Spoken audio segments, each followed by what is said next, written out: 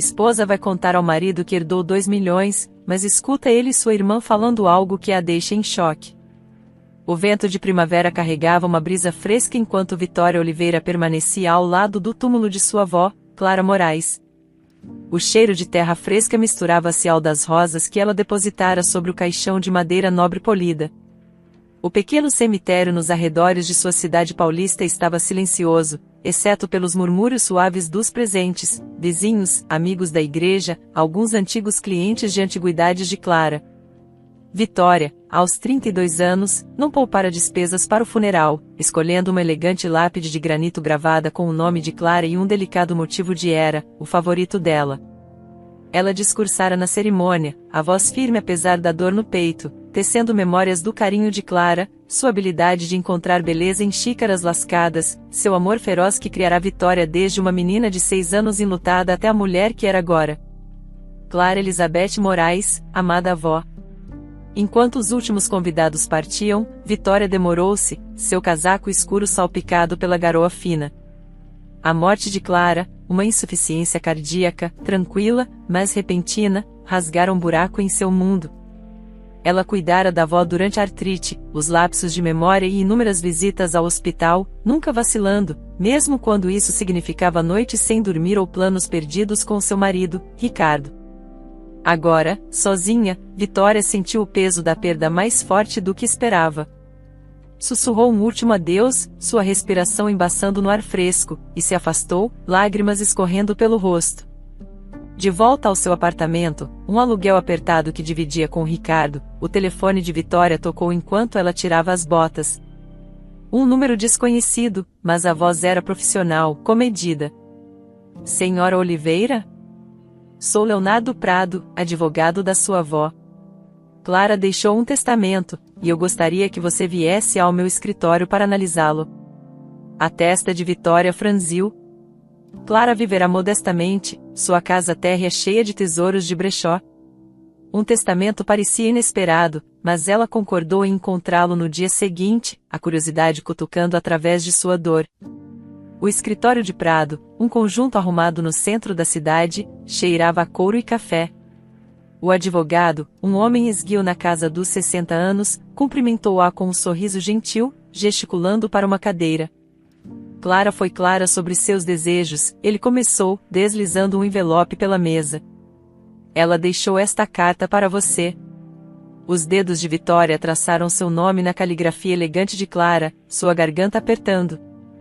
Ela abriu com cuidado, desdobrando uma única folha. Lágrimas escorreram pelas bochechas de Vitória, cada palavra um fio costurando-a à memória de Clara. Ela pressionou a carta contra o peito, deixando os soluços virem, sem vergonha. Prado esperou pacientemente, depois entregou-lhe um lenço de papel e uma pequena fotografia emoldurada. Clara queria que você ficasse com isto também, disse-lhe suavemente. Vitória pegou, a respiração presa enquanto um sorriso rompia suas lágrimas. A foto mostrava Clara em uma cama de hospital, a perna engessada, sorrindo fracamente enquanto uma Vitória adolescente, aos 17 anos e em um vestido de formatura brilhante, fazia uma careta ao lado dela. A memória voltou, noite da formatura do ensino médio, quando Clara escorregara nos degraus da varanda, fraturando a tíbia. Vitória estava pronta para sair, o cabelo preso, mas quando a ambulância chegou, ela se recusou a ir à festa. Vou ficar com você, dissera Clara, ignorando os protestos da avó. Elas passaram a noite no pronto-socorro, Vitória contando piadas para manter o ânimo de Clara, a formatura esquecida. Enxugando os olhos, Vitória levantou-se, agarrando a carta e a foto. Obrigada, Sr. Prado. Isso significa tudo. Ela se virou para sair, presumindo que a reunião terminara, mas ele levantou a mão. Mais uma coisa, Sra. Oliveira. Por favor, sente-se. Perplexa, ela voltou a se sentar na cadeira enquanto ele abria um arquivo. Clara lhe deixou uma herança. 2,7 milhões de reais de seu negócio de antiguidades e investimentos que ela fez décadas atrás. O queixo de Vitória caiu. O número era tão vasto que parecia um erro de impressão. Milhões? Ela gaguejou. Vovó vivia como se não tivesse nada. Prado assentiu, um leve sorriso surgindo em seus lábios. Ela era econômica, mas perspicaz. Ela queria que você tivesse segurança, que vivesse sem preocupações. A mente de Vitória girava. Clara, em seus cardigans desbotados, escondera uma fortuna, tudo para ela. O peso daquilo misturava-se ao calor da carta e à memória da foto. O amor de Clara sempre fora seu verdadeiro presente, mas esse legado era um novo capítulo, um que Vitória mal podia imaginar. Ao sair para a luz do dia, a foto emoldurada debaixo do braço, Vitória saiu do escritório segurando uma pasta parda contra o peito. Aos 32 anos, ela ensinava História da Arte na faculdade local, seus dias preenchidos com palestras sobre mestres do Renascimento e correção de trabalhos. Mas hoje, tudo havia mudado. A quantia parecia irreal, algo de filme, não de sua vida modesta. Clara viverá frugalmente numa casa térrea arrumada nos limites da cidade, sua pensão esticada para compras e contas. Vitória nunca suspeitara que ela tivesse tanta riqueza, acumulada de um astuto negócio de antiguidades em seus anos mais jovens, mais tarde investida em ações que cresceram ao longo das décadas. As palavras do advogado ainda ecoavam: sua avó queria que você tivesse um futuro seguro. O coração de Vitória encheu-se de gratidão, seus olhos ardendo ao imaginar o sorriso caloroso de Clara. Ela apressou-se pela calçada, as folhas secas estalando sob suas botas, a mente fervilhando de possibilidades. Ela e seu marido, Ricardo, estavam casados há 5 anos, alugando um apartamento aconchegante, mas apertado, enquanto economizavam para uma casa. Ricardo, gerente de projetos numa construtora, frequentemente falava em largar o emprego para abrir seu próprio estúdio de design. Essa herança poderia tornar isso realidade. Uma casa num bom bairro, uma família, uma vida livre de preocupações financeiras. Vitória mal podia esperar para contar a ele. O prédio de apartamentos de tijolinhos vermelhos, uma relíquia robusta do início dos anos 2000, surgiu à frente.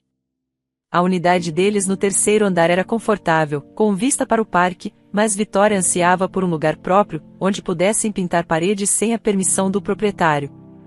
Subiu as escadas, sua excitação borbulhando, já imaginando o sorriso de Ricardo quando ela compartilhasse a notícia. Ao chegar à porta deles, vozes a detiveram. O murmúrio baixo de Ricardo e o tom agudo de uma mulher, Beatriz, sua irmã mais velha, que morava a 1 hora de distância e trabalhava como advogada corporativa. O relacionamento deles era educado, mas tenso. Beatriz nunca escondera sua crença de que Ricardo poderia ter se saído melhor do que uma artista faminta como Vitória. Curiosa, Vitória parou, a mão pairando sobre a maçaneta. 2,7 milhões de reais, Ricardo. Isso é dinheiro que muda a vida, Beatriz dizia, a voz urgente. Você precisa agir rápido antes que a Vitória tenha alguma ideia. A respiração de Vitória ficou presa. Como eles sabiam? Ela não contará a ninguém ainda, planejando surpreender Ricardo durante o jantar. Eu sei, mas ela é minha esposa, Ricardo respondeu, o tom hesitante. Não posso simplesmente pegar. Como isso funcionaria? Beatriz zombou. Sem acordo pré-nupcial, certo? Metade é legalmente sua, mas por que se contentar com metade? Faça ela abrir uma conta conjunta, transfira o dinheiro e pronto. Eu redijo os papéis para tornar tudo hermético. Os joelhos de Vitória fraquejaram, seu aperto na pasta aumentando. Seu coração batia forte, abafando o mundo. E então, Ricardo perguntou, sua voz mudando, agora curiosa. Ela vai descobrir que eu a enganei? Então você a deixa, Beatriz disse friamente. Encontre outra pessoa, mais jovem e mais bonita. Talvez compre uma casa, comece aquele estúdio sobre o qual você sempre fala. Viva como você merece, não amarrado a uma professora que mal consegue se sustentar. Um arrepio percorreu Vitória. Isso não era um mal-entendido. Eles estavam conspirando para roubá-la, para desmantelar a vida que ela pensava que compartilhavam. O silêncio de Ricardo se estendeu, e quando ele falou, suas palavras cortaram mais fundo do que qualquer faca. Você tem razão. Já interpretei o bom marido por tempo suficiente. Com esse dinheiro, finalmente posso ter a vida que quero. Vitória ficou paralisada, a pasta tremendo em suas mãos. O homem que ela amava, o futuro com que sonhara, desmoronou em um instante, substituído por uma verdade cruel demais para compreender. O mundo de Vitória inclinou, mas ela se forçou a respirar, as costas pressionadas contra a parede do corredor do lado de fora do apartamento deles. A voz de Ricardo, calma, calculista, ainda ecoava em sua mente, conspirando com Beatriz para roubar a herança de sua avó. Os 2,7 milhões de reais destinados a garantir seu futuro transformaram seu marido em um estranho. Ela queria arrombar a porta, gritar sua dor, mas o instinto a conteve. Confrontá-lo agora só o tornaria mais cauteloso, e ela precisava de tempo para se proteger. Descendo as escadas sorrateiramente, ela ligou para Raquel, sua melhor amiga desde o colégio, que morava do outro lado da cidade. "Preciso te ver", disse Vitória, a voz tensa. "Algo está errado com o Ricardo." Raquel não hesitou. No táxi, Vitória olhava para as luzes da cidade, agarrando a pasta com os documentos da herança. O presente de Clara, destinado à esperança, agora parecia um alvo em suas costas. No duplex aconchegante de Raquel, Vitória desabafou, contando sobre ter ouvido o plano de Ricardo e Beatriz para enganá-la com uma conta conjunta e abandoná-la. Os olhos de Raquel se arregalaram, depois se estreitaram. "Que canalha! Você não pode voltar para lá, Vi. Ele é perigoso." Vitória balançou a cabeça. "Eu tenho que ir. Se eu desaparecer, ele saberá que ouvi. Preciso agir normalmente, descobrir meu próximo passo." Raquel franziu a testa, mas assentiu. "Tudo bem, mas você não vai fazer isso sozinha. Vamos arranjar um advogado para você." Na manhã seguinte, Vitória voltou para casa, o estômago revirado. Ricardo a cumprimentou com um sorriso caloroso, preparando café em sua cozinha ensolarada. "Senti sua falta ontem à noite", disse ele, entregando-lhe uma xícara. "Tudo bem na casa da Raquel?" Sua preocupação parecia uma máscara, e Vitória forçou um sorriso. "Sim, só conversa de garotas, nos empolgamos." Ela bebeu o café, observando por cima da borda, procurando qualquer sinal do homem com quem se casara. Seus olhos cinzentos, antes tão familiares, agora pareciam pesar cada palavra dela. Mais tarde, em sua mesa, Vitória marcou uma consulta com Vicente Gomes, um advogado de direito de família recomendado pelo colega de Raquel.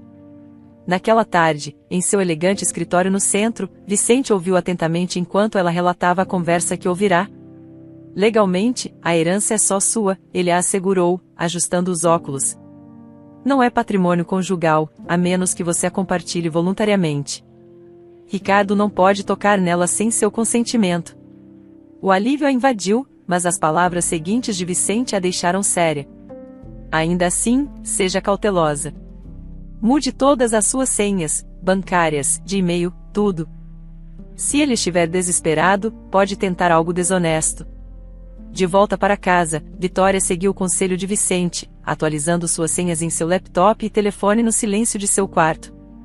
Sem que ela soubesse, Ricardo havia instalado um spyware em seu laptop meses antes, uma precaução que ele tomara quando as conversas sobre economia se tornaram tensas, com fato que ela só descobriria mais tarde. Por enquanto, ela sentiu uma pequena medida de controle, embora o ato de sigilo em sua própria casa.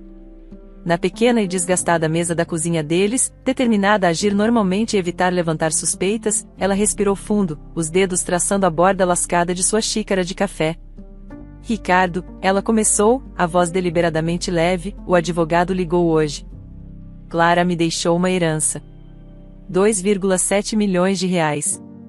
Seus olhos cinzentos se arregalaram, um largo sorriso dividindo seu rosto enquanto ele se inclinava para frente, segurando a mão dela com um calor que parecia ansioso demais. "Amor, isso é inacreditável. Caramba, estamos feitos. Poderíamos comprar uma casa naquele novo condomínio, começar meu estúdio de design. Deus, poderíamos até viajar. Isso muda a vida."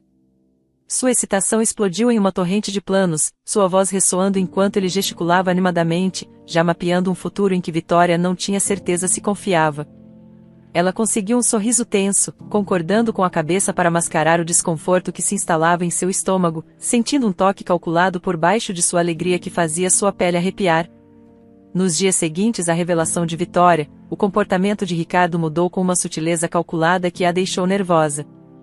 Ricardo se transformou em uma caricatura de marido dedicado, preparando seu café com avelã favorito todas as manhãs, oferecendo-se para fazer recados, seus olhos cinzentos demorando-se com um calor que parecia ensaiado. No jantar, com pratos de comida chinesa para a viagem, ele fazia perguntas investigativas, o tom casual, mas implacável. Então, você já se encontrou com um consultor financeiro, amor? Qual é o plano para todo esse dinheiro? Ele dizia, os achis pairando no ar. Ou está pensando em um lugar novo? Maior, talvez? Vitória, determinada a agir normalmente e evitar despertar suspeitas, mantinha suas respostas vagas, um sorriso tenso mascarando seu desconforto. Ainda estou resolvendo, ela respondia, mexendo seu yakisoba, o estômago se contraindo ao perceber o brilho de impaciência em seu sorriso. Sua súbita tensão, combinada com perguntas que circulavam sua herança como abutres, apenas aprofundava seu cansaço, insinuando o esquema que ela ainda não descobrira. O pulso de Vitória acelerou, mas ela manteve a voz leve. É muita coisa para processar. Ainda estou resolvendo. Ele assentiu, girando o garfo. Faz sentido.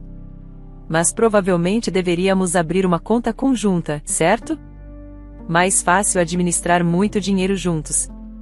A sugestão caiu como uma pedra. Era exatamente o que Beatriz havia insistido, e ouvi-la dos lábios de Ricardo fez sua pele arrepiar. Ela forçou um olhar pensativo. Talvez, mas quero falar com um consultor financeiro primeiro, ter certeza de que estamos sendo inteligentes sobre isso. O sorriso de Ricardo se apertou, um brilho de impaciência cruzando seu rosto antes que ele o mascarasse. Claro, amor. Só não espere demais. Oportunidades como esta não ficam paradas. Naquela noite, deitada ao lado dele na cama, Vitória encarava o teto, a mente acelerada. O braço de Ricardo repousava sobre sua cintura, um gesto que antes parecia reconfortante, mas agora sufocava. Ela pensou em sua avó. Ela certamente teria algo sábio a dizer a ela. As memórias vieram à tona. Depois que um acidente de carro tirou seus pais, Vitória chegou à porta de Clara, uma menina assustada agarrando um coelhinho de pelúcia. Clara, então com quase 60 anos, não hesitou. Abandonara seu negócio de antiguidades, trocando leilões e avaliações por histórias de ninar e lanches escolares, tornando-se a âncora de Vitória. Esse sacrifício forjou um laço mais profundo que o dever, e era amor, feroz e inflexível. À medida que Clara envelhecia, o papel de Vitória mudou de neta querida para cuidadora dedicada. Vitória a levava às consultas médicas para artrite, cozinhava refeições com pouco sal e lia em voz alta romances de Jane Austen quando os olhos de Clara ficavam muito fracos. Mesmo quando a memória de Clara começou a falhar, confundindo datas ou nomes, Vitória permaneceu paciente, colando lembretes na geladeira e segurando sua mão em cada momento de neblina. Você é minha rocha, Vitória, Clara dizia, a voz frágil, mas calorosa. Vitória nunca vacilou, comprometida em garantir que os últimos anos de Clara fossem dignos. No final dos seus 20 anos, Vitória conheceu Ricardo na inauguração de uma galeria de arte local. Seus traços cinzelados e charme fácil chamavam a atenção, e quando ele se aproximou dela, citando Matisse para elogiar seu cachecol, Vitória sentiu uma faísca. Clara, observando de uma cadeira dobrável, viu como os olhos de Vitória brilhavam. Mas Ricardo não conseguiu afrouxar a devoção de Vitória. Seus encontros, cafeterias, caminhadas à beira do rio, eram agendados de acordo com as necessidades de Clara. Vitória frequentemente encurtava as noites para verificar sua avó, enviando mensagens de texto para Clara com atualizações ou correndo para casa se um vizinho relatasse uma queda. Ricardo, a princípio, mascarou sua irritação com charme, mas Clara permaneceu uma presença constante. Quando Vitória o convidou para jantar na casa térrea, ela cozinhou o bolo de carne favorito de Clara, garantindo que sua avó participasse da conversa. Os acenos educados de Ricardo tornaram-se tensos enquanto Clara contava histórias de seus dias de antiguidades, mas Vitória sorria, atenta a cada palavra. 2 anos depois de se conhecerem, Ricardo a pediu em casamento durante um jantar à luz de velas, deslizando um modesto anel de diamante pela mesa. O coração de Vitória palpitou, mas sua resposta foi firme. Eu te amo, Ricardo, mas não posso dizer sim a menos que você concorde em morar comigo e com a vovó Clara. Não vou deixá-la. O sorriso de Ricardo vacilou, seus dedos apertando a taça de vinho. Morar com sua avó, Vitória? Precisamos do nosso próprio espaço, da nossa própria vida. Ela balançou a cabeça, inabalável. Clara é minha família. Ela não é apenas uma obrigação. É por causa dela que estou aqui, porque sou quem sou. Ricardo insistiu, sugerindo um apartamento próximo, mas Vitória se manteve firme. Relutantemente, ele concordou, e eles se mudaram para a casa térrea de Clara, Vitória convertendo o escritório em seu quarto. As concessões de Ricardo eram a contragosto, seus suspiros audíveis quando Clara precisava de ajuda com o andador ou interrompia suas noites com perguntas. A tensão explodiu em uma noite úmida de verão, 6 meses antes da morte de Clara. Vitória estava ajudando Clara a se deitar, ajustando os travesseiros para suas articulações doloridas, quando Ricardo explodiu da sala de estar. Vitória, ela está bem. Podemos ter uma noite sem você bancando a enfermeira? Sua voz carregava um tom amargo, e Vitória, fechando a porta do quarto de Clara suavemente, o enfrentou, a calma mascarando uma raiva crescente. Qual é o seu problema, Ricardo? Ela perguntou, de braços cruzados. Ele jogou as mãos para o ar. Ela é só uma velhinha, Vitória. Não entendo por que você é tão grudada nela. Ela já teve a vida dela. Pense na nossa. No seu futuro. Os olhos de Vitória brilharam, sua voz baixa, mas feroz. Se não fosse por Clara, eu teria acabado num orfanato ou coisa pior. Ela abriu mão da carreira dela, dos sonhos dela, para me criar quando ninguém mais o faria. Você não tem o direito de chamá-la de só qualquer coisa. Eu te amo, mas ela também é minha família. O rosto de Ricardo ficou vermelho, mas ele recuou. Clara, ouvindo de seu quarto, apertou a mão de Vitória mais tarde, os olhos marejados. Você é boa demais para mim, ela sussurrou. Vitória balançou a cabeça, aconchegando o cobertor ao redor dela. Você vale a pena, vovó. A saúde de Clara piorou naquele inverno, seu coração enfraquecendo. Vitória tirou licença do trabalho, passando dias ao lado de sua cama, lendo poesia ou tocando os velhos discos de 10 de Clara. Ricardo manteve distância, sua presença superficial. Enquanto estava deitada na cama, relembrando, ouviu uma batida suave, como se alguém desse um passo, mas então percebeu que poderia estar exagerando. Mas a cada interação com Ricardo, suas preocupações aumentavam. Silenciosamente, ela contatou um corretor de imóveis e alugou um modesto apartamento de um quarto do outro lado da cidade, um prédio de tijolos discreto enfiado em um bairro tranquilo perto do rio. Ela não contou a Ricardo, compartilhando o endereço apenas com Raquel e seu advogado, Vicente. O apartamento, com suas paredes nuas e móveis de brechó, era seu plano de contingência, uma base segura para onde recuar se as intenções de Ricardo se tornassem mais sombrias. Vitória mudou alguns itens essenciais para lá, roupas, livros, a caixa de recordações de Clara, imaginando-o como um refúgio que ela habitaria totalmente se a situação apertasse. No apartamento antigo, para onde Vitória voltava diariamente para manter as aparências, o charme de Ricardo havia azedado para algo mais afiado. No café da manhã, ele se demorava no assunto da herança, suas sugestões veladas de cuidado. Poderíamos comprar uma casa naquele novo condomínio perto do lago, disse-lhe uma manhã, espalhando geleia na torrada. Propriedades lindas, perfeitas para uma família. Seus olhos piscaram para ela, medindo sua reação. Vitória assentiu vagamente, o estômago revirando. Parece bom, mas ainda não estou pronta para decidir. Sua mandíbula tensionou, mas ele deixou o assunto morrer, o ar entre eles espesso com tensão não dita. 2 semanas depois, enquanto Ricardo se encostava no balcão, os braços cruzados e os olhos estreitos, ela soube que ele descobrira seu segredo. Por que você está alugando um apartamento, Vitória? Ele perguntou, a voz baixa, quase casual, mas carregada de suspeita. Eu vi o contrato de aluguel no e-mail. O pulso de Vitória disparou, mas ela forçou uma fachada calma, determinada a não trair o medo que a corroía. Ela fora cuidadosa, mas a habilidade de Ricardo para bisbilhotar, provavelmente ligada aos Pivari que ela ainda não descobrira, a pegara de surpresa. É só um plano B, disse ela, mexendo o chá para evitar o olhar dele. A faculdade pode precisar de mim para aulas noturnas e fica mais perto do campus, economiza gasolina. A desculpa soou frágil até para ela, e a testa de Ricardo franziu, seu ceticismo palpável. Um plano B, ele pressionou, aproximando-se, o tom se aguçando. Você está pagando aluguel por um apartamento inteiro só para aulas noturnas? Fala sério, Vitória. Qual é o endereço? Por que não me contou? Ela se atrapalhou para inventar outra mentira, a mente acelerada. É temporário, Ricardo. Consegui um bom negócio através de um colega e pensei que talvez pudéssemos usá-lo como um refúgio. As palavras desmoronaram sob o olhar dele, e seus lábios se contorceram em um sorriso cético. Um refúgio? Você não está fazendo sentido. Está saindo com alguém? Escondendo alguma coisa? Suas perguntas se tornaram implacáveis, sondando por rachaduras em sua história, mas Vitória desviava, a voz tensa. Não é nada disso. Eu só precisava de um lugar para pensar, com tudo acontecendo. A paciência de Ricardo se esgotou, sua voz aumentando enquanto ele jogava as mãos para o ar, a cozinha parecendo menor com sua raiva. Pensar, Vitória? Que diabos há de errado com você? Você está andando às escondidas, alugando apartamentos secretos, mentindo para mim? Você está me traindo ou é o dinheiro, guardando tudo para si, me excluindo? Suas acusações doíam, transformando sua cautela em traição, e Vitória se sentiu encurralada, sua determinação se esvaindo.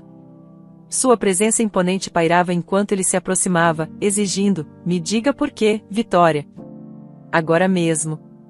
Intimidada, de costas para o balcão, ela não conseguiu mais se conter, a voz trêmula, mas firme. Você sabe exatamente por quê, Ricardo. Não me sinto segura. Não com você. Não depois de tudo. Ele congelou, os olhos se estreitando, mas seu tom suavizou, fingindo mágoa. Segura? Sou seu marido. A única pessoa em quem você deveria confiar, e você está me tratando como um estranho. Me traindo, me decepcionando. Estou sempre aqui para te proteger, e é assim que você me retribui? Suas palavras gotejavam reprovação, pintando-a como a vilã, mas Vitória viu através da manipulação, sua raiva se acendendo.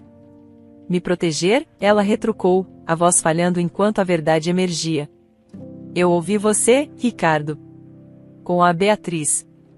Naquele dia que voltei do advogado. Vocês estavam tramando para me enganar com uma conta conjunta, para roubar a herança e me deixar por alguém melhor. Não se atreva a falar sobre confiança. O rosto de Ricardo empalideceu, sua bravata desmoronando enquanto ele recuava, as mãos levantadas defensivamente.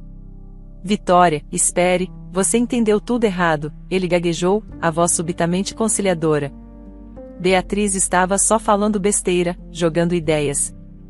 Eu disse a ela que era errado, que eu nunca faria isso com você. Você é minha esposa, eu te amo. Eu a interrompi, juro. Seus olhos suplicavam, mas o desespero em seu tom soava falso. A raiva de Vitória explodiu, sua voz afiada e inabalável. Você mudou, Ricardo. Desde que descobriu sobre a herança.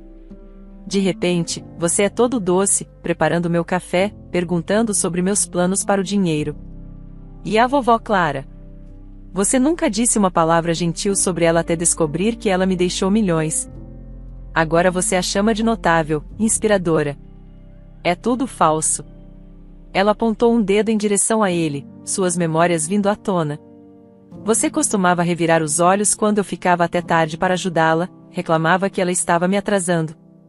Não finja que se importava com ela. A mandíbula de Ricardo cerrou, mas ele forçou um olhar magoado. Isso é injusto, Vitória. Eu estava frustrado, claro, mas sempre respeitei a Clara. Eu te amo e estou tentando construir um futuro para nós. Por que você não consegue ver isso? Seu tom gotejava fingida mágoa, mas Vitória viu o cálculo em seus olhos, o mesmo brilho que ela pegara quando ele a pressionou sobre contas conjuntas. Ela ficou em silêncio, o olhar firme, recusando-se a se envolver em seus desvios.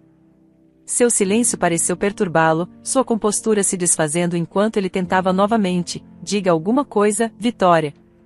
Estou derramando meu coração aqui. Seu silêncio se estendeu, uma parede que ele não conseguia romper. Finalmente, Ricardo explodiu, a voz aumentando enquanto ele jogava as mãos para o ar. Então, o quê? Qual é o próximo passo, Vitória? O que você quer de mim? Sua frustração transbordou, enchendo a pequena cozinha com um peso sufocante.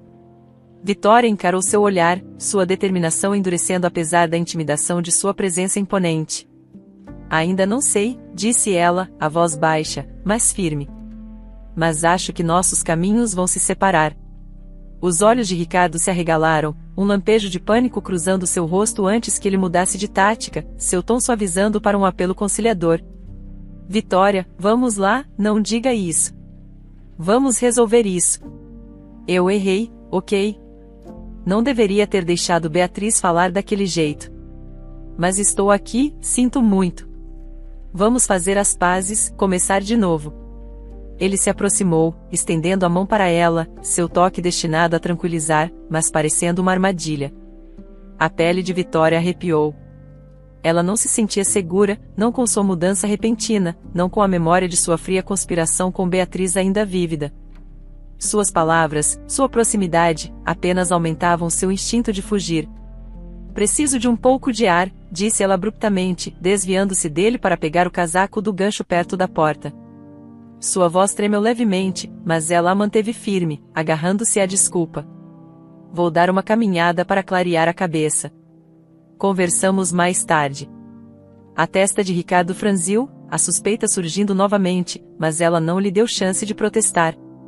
Vitória, espere, ele começou, mas ela já estava porta fora, suas botas ecoando no corredor enquanto ela se apressava para a escada. Vitória não voltou. Ela ficou em seu novo apartamento, determinada a não retornar. Uma semana depois, problemas a encontraram do lado de fora da faculdade comunitária, enquanto ela saía de sua última aula, os braços cheios de esboços de alunos. Beatriz estava perto do estacionamento, seu blazer ajustado e olhar penetrante tão intimidadores quanto sempre. Vitória enrijeceu, o pulso acelerando. Precisamos conversar, disse Beatriz, a voz suave, mas afiada. Sobre você e o Ricardo. Não há nada para discutir, Vitória respondeu, ajustando a bolsa. Isso é entre nós. Beatriz se aproximou, baixando a voz. Você está cometendo um erro, Vitória. Abandonando-o agora, com todo esse dinheiro. Vou garantir que qualquer divórcio se torne complicado. Anos no tribunal, alegações de má gestão, o que for preciso. Você não vai sair limpa. Sua ameaça era fria, legalista, a arma de uma advogada em vez de um punho, mas atingiu em cheio. A garganta de Vitória apertou, mas ela se manteve firme. Faça o que tiver que fazer, Beatriz. Não tenho medo de você. Os lábios de Beatriz se curvaram, quase um sorriso. Deveria ter. Ela se virou e caminhou até o carro, deixando Vitória paralisada no asfalto, a respiração curta. O encontro a abalou, mas as palavras de Beatriz foram uma provocação calculada para assustá-la e fazê-la ceder, e Vitória não lhe daria essa satisfação. Naquela noite, caminhando para seu novo apartamento, Vitória notou um sedã escuro estacionado do outro lado da rua, suas janelas com película escondendo o motorista. O carro era desconhecido, mas sua presença parecia errada, como uma coceira que ela não conseguia alcançar. Ela se apressou para dentro, trancando a porta atrás de si. De sua janela, ela viu o sedã demorar, o motor funcionando em marcha lenta, antes de finalmente partir. Seu coração disparou. Seria Ricardo a observando? Ou Beatriz? Alguém mais? Ela ligou para a polícia, a voz firme apesar dos nervos. O policial ouviu pacientemente enquanto ela descrevia o carro, um Ford preto, parte da placa anotada em um guardanapo. Mas sua resposta foi comedida: vamos registrar e patrulhar a área, senhora. Mas sem uma ameaça clara ou mais evidências, não há muito que possamos fazer. Pode ser um visitante de um vizinho. Vitória entendeu suas limitações, mão de obra limitada, nenhuma ligação direta com Ricardo. Mas a dispensa a deixou inquieta. Apenas nos mantém informados se acontecer de novo, acrescentou o policial. Vitória acordou com o amanhecer cinzento em seu novo apartamento, o zumbido silencioso da cidade do lado de fora de sua janela, um contraste gritante com a tempestade que se formava dentro dela. Passará outra noite na casa de Raquel, evitando as perguntas cada vez mais diretas de Ricardo sobre a herança. Mas hoje ela precisava verificar sua conta bancária. Vicente havia aconselhado monitoramento regular, e um desconforto persistente a impelia a agir. Sentada em seu sofá de brechó, ela abriu o laptop e entrou no aplicativo do banco, os dedos hesitando sobre as teclas. A tela carregou e seu coração parou. O saldo, que deveria ser de 2,7 milhões de reais, mostrava apenas R$ 3.214,87. Sua respiração ficou presa, um suor frio brotando enquanto ela clicava no histórico de transações. Uma única transferência, datada de 5 dias atrás, havia desviado quase tudo para uma conta que ela não reconhecia, rotulada apenas com uma sequência de números e o nome de um banco estrangeiro. Não, ela sussurrou, atualizando a página como se isso pudesse desfazer a verdade. Os números não mudaram. Suas mãos tremiam enquanto ela remexia na bolsa, encontrando um bilhete amassado que descobrira em sua caixa de correio na noite anterior, colocado lá sem selo. A caligrafia de Ricardo era inconfundível. Se você apenas tivesse escutado, poderíamos ter resolvido isso. As palavras, provocadoras e finais, queimavam em sua mente. Ele fizera isso. Roubar o presente de Clara, seu futuro, e desaparecera. A visão de Vitória embaçou com lágrimas, o peito apertando até ela mal conseguir respirar. Ela ligou para o banco, a voz trêmula ao explicar o roubo a uma gerente chamada Kátia. A transação foi autorizada do seu dispositivo, disse Kátia, o tom profissional, mas sombrio. Usou sua senha de login e código de 2 fatores.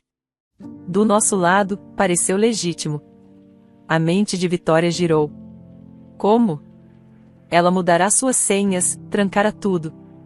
Kátia continuou, suspeitamos de spyware ou um keylogger no seu dispositivo. Vamos investigar e alertar as autoridades. Mas se o dinheiro estiver no exterior, a recuperação é desafiadora. Spyware. A palavra atingiu como um soco. Ricardo deve tê-lo instalado em seu laptop meses atrás, quando eles compartilhavam tudo, antes que ela suspeitasse de sua traição. Ela fora tão cuidadosa, mas não o suficiente. Desligando, Vitória afundou no chão, soluços sacudindo seu corpo.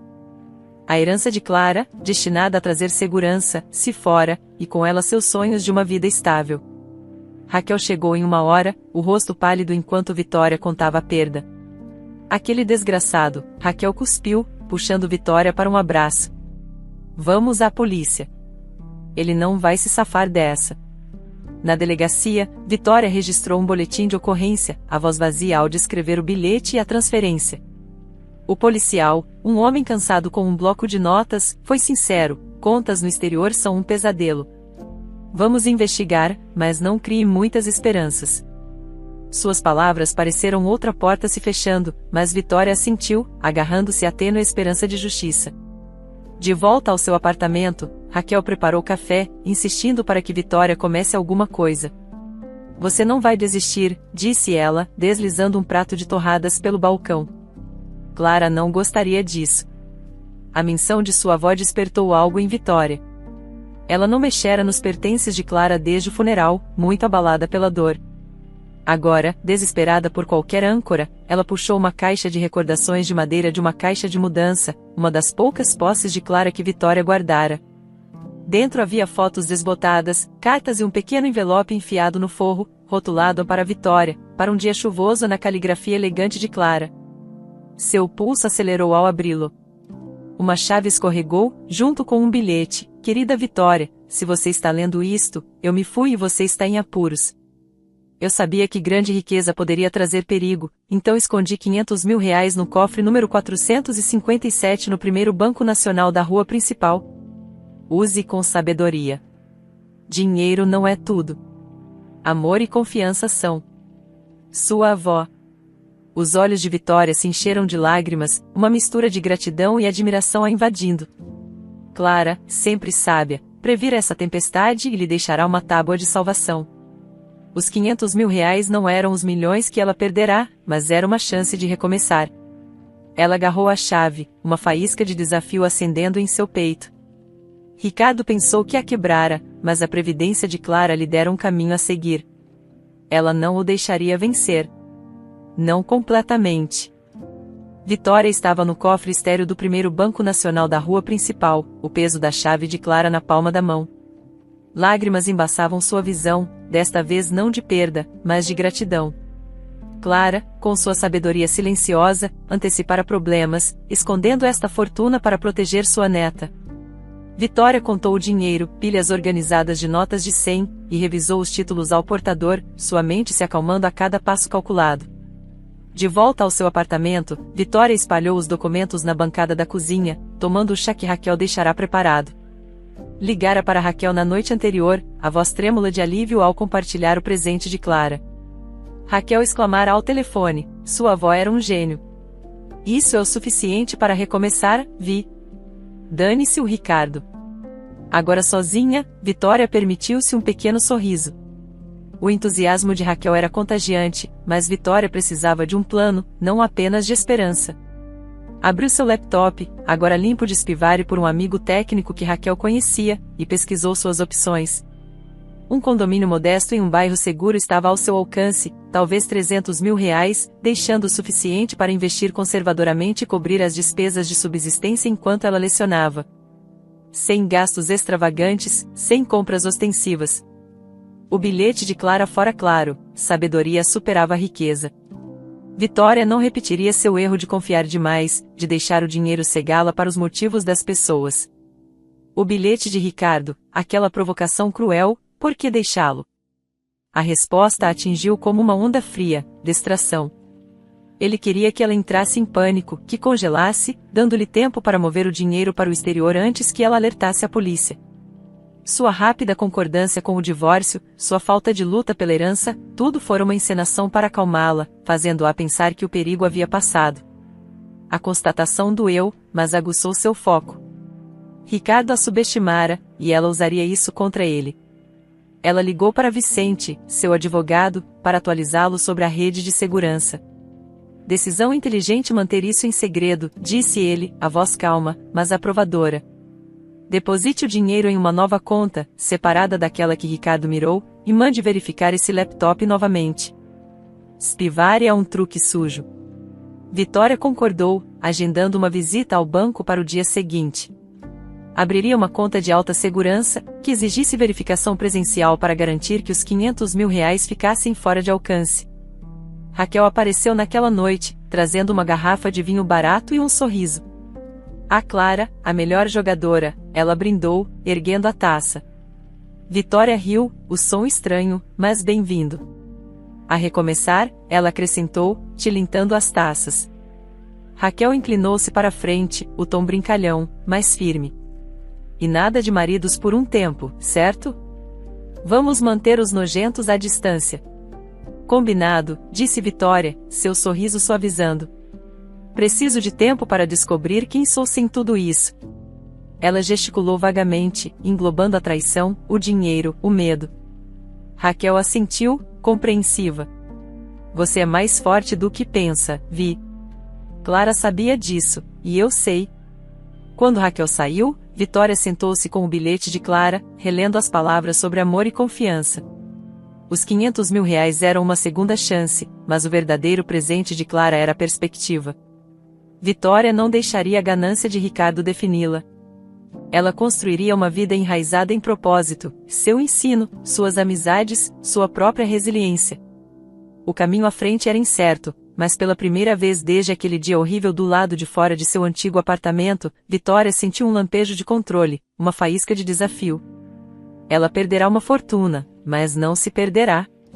O novo apartamento de Vitória, embora ainda esparso com caixas desempacotadas, começava a parecer seu. Lecionar a mantinha com os pés no chão, a rotina de corrigir trabalhos e palestrar sobre o impressionismo uma tábua de salvação em meio ao caos que Ricardo deixará para trás. Mas a sombra de seu roubo pairava, uma ferida que não cicatrizara. No final da tarde de quinta-feira, enquanto Vitória corrigia redações em seu escritório na faculdade, seu telefone vibrou com uma ligação do delegado Souza, o policial cuidando de seu caso. Sua voz era enérgica, carregando um raro tom de excitação. Senhora Oliveira, temos uma novidade. Seu ex-marido ainda está na cidade. Não fugiu do país como pensávamos. A caneta de Vitória congelou a meio da frase. Aqui? Por quê? Está preso numa conta nos Estados Unidos, parte de uma cadeia de transferências. O cúmplice dele errou o movimento final e o banco sinalizou. Congelamos a conta. Seu pulso acelerou.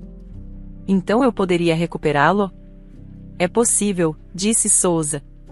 Estamos rastreando as contas agora, mas Ricardo ainda está aqui, provavelmente se virando para consertar a bagunça. Ele é arrogante, pensou que poderia nos enganar. Fique atenta, ele pode entrar em contato. A notícia foi um choque de esperança, temperado por inquietação. A arrogância de Ricardo o mantivera por perto, mas sua presença parecia uma nuvem de tempestade se formando sobre sua frágil calma. Naquela noite, Vitória ficou acordada, as palavras do delegado ecoando.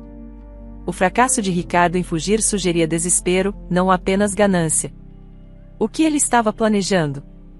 Ela verificou 2 vezes as fechaduras, a memória do misterioso sedã do lado de fora de seu prédio ainda fresca. Às 3 da manhã, seu telefone quebrou o silêncio, um número desconhecido piscando na tela. Seu coração disparou quando ela atendeu, a voz baixa. Alô? Vitória, sou eu. A voz de Ricardo era tensa, quase em pânico, um contraste gritante com sua habitual confiança suave. Precisamos conversar.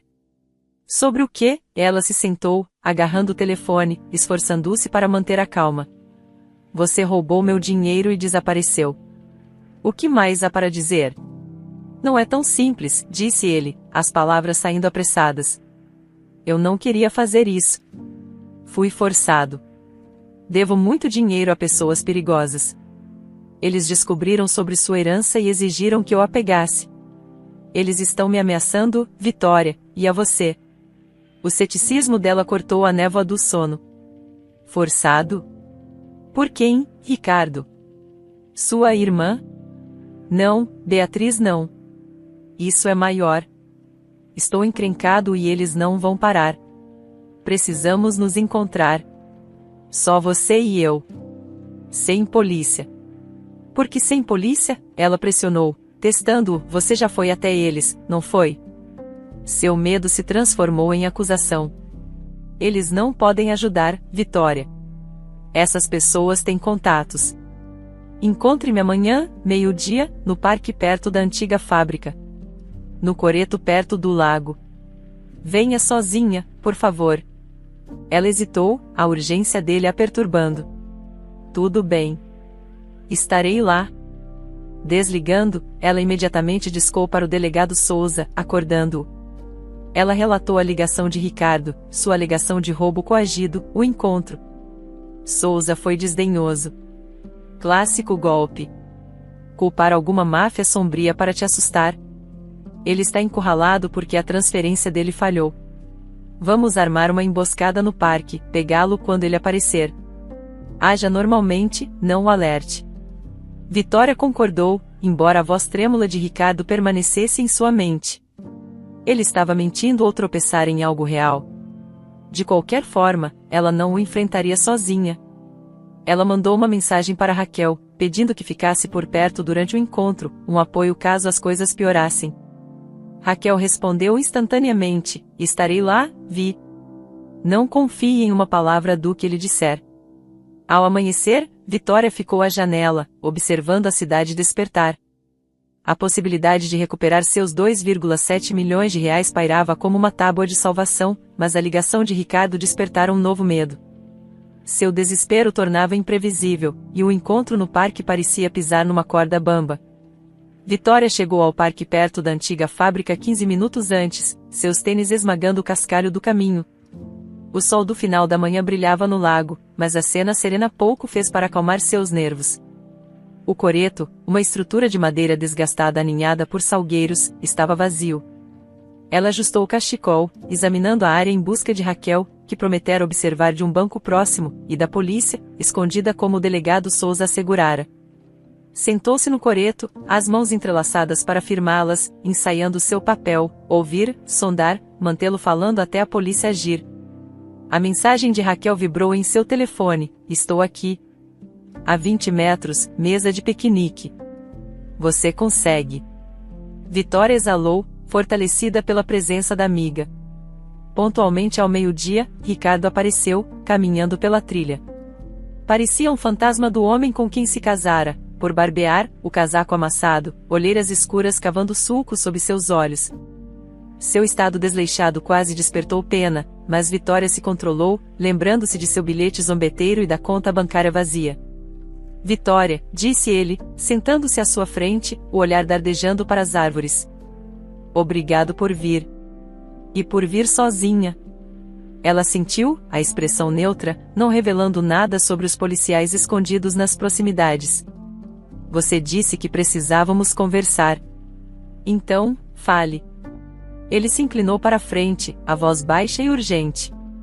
Eu sei que você acha que sou um monstro por pegar o dinheiro, mas não tive escolha.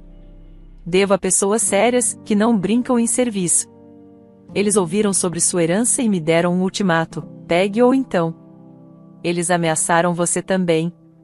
Quem são essas pessoas? Vitória perguntou, mantendo o tom uniforme, embora seu ceticismo fervesse. Como você se envolveu com elas? Um mau investimento, disse ele, esfregando o pescoço. Investi dinheiro numa startup, grandes promessas, nenhuma entrega.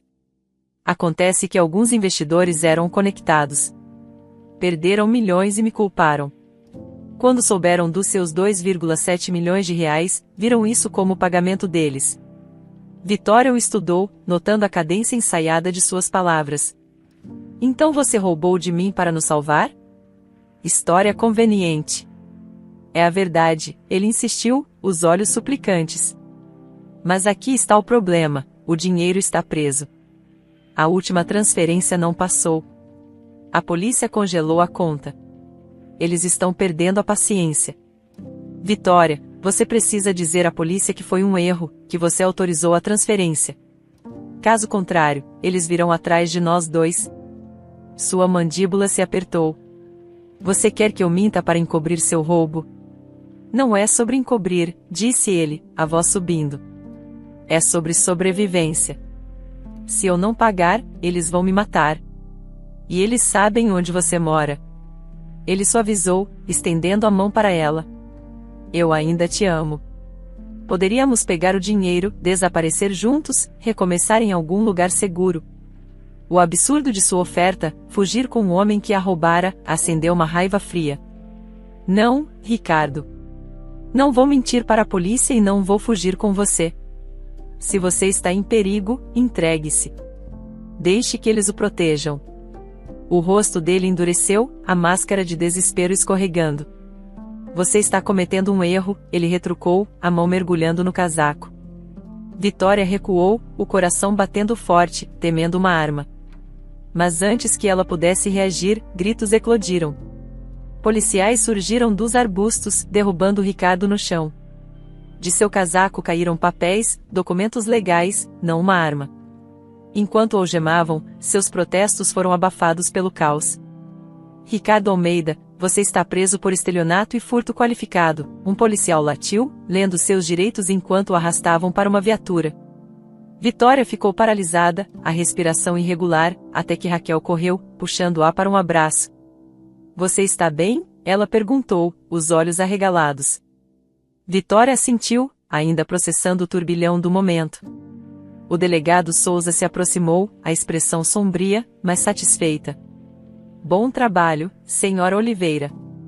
Aqueles papéis, procurações falsificadas. Ele provavelmente planejava pressioná-la a assiná-los, fazer a transferência parecer legítima.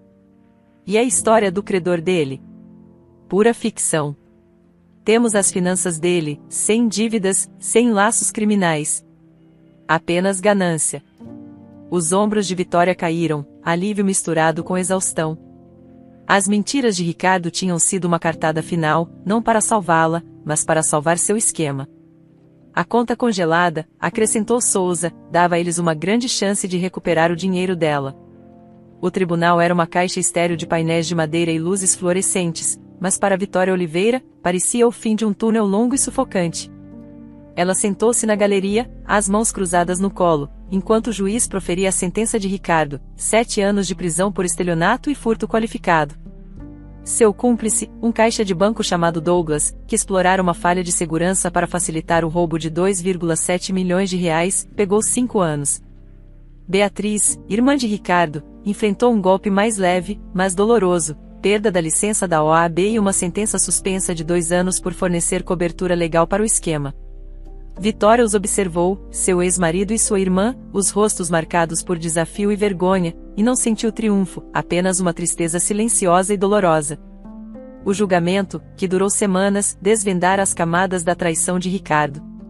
A equipe do delegado Souza descobrira como Douglas, subornado com uma parte do saque, usará credenciais roubadas para contornar as proteções da conta de Vitória, guiado pelo spyware que Ricardo instalara em seu laptop.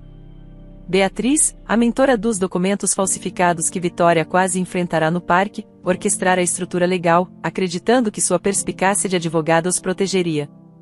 A conta americana congelada, detida pelo erro de Douglas, garantiu que o dinheiro nunca saísse do país e, após um rastreamento meticuloso, o banco restaurou cada centavo à conta de Vitória. Vitória deixou o tribunal sob um céu cinzento, Raquel ao seu lado. Justiça feita, disse Raquel, apertando seu braço. Você está livre agora. Vitória assentiu, mas a liberdade parecia agridoce. 1 ano se passará desde a prisão de Ricardo, e o novo apartamento de Vitória Oliveira, num bairro arborizado, parecia um lar. Suas paredes agora adornadas com gravuras emolduradas de Klein e uma estante cheia de romances. A herança de 2,7 milhões de reais, totalmente restaurada, foi cuidadosamente alocada, uma casa modesta, investimentos seguros e um fundo para crescimento pessoal. Ela começara a terapia há 6 meses, recomendada por Raquel depois que pesadelos do confronto no parque com Ricardo a mantinham acordada. Doutora Elisa, uma mulher de fala mansa com um dom para fazer as perguntas certas, ajudou Vitória a desatar os nós de medo e autocrítica. A confiança não se reconstrói da noite para o dia, disse doutora Elisa em uma sessão, a caneta pairando sobre um bloco de notas. São pequenos passos, testar, observar, deixar as pessoas mostrarem quem são. Vitória levou isso a sério, registrando em diário momentos de conexão com colegas ou alunos, retreinando-se para ver sinceridade sem esperar uma agenda oculta. No final da primavera, Vitória participou de uma conferência de pedagogia em Campinas, uma chance de compartilhar seus métodos de ensino inovadores. O salão de festas do hotel fervilhava de educadores e, durante um coffee break, ela iniciou uma conversa com Heitor Pereira, um professor de literatura de uma universidade próxima.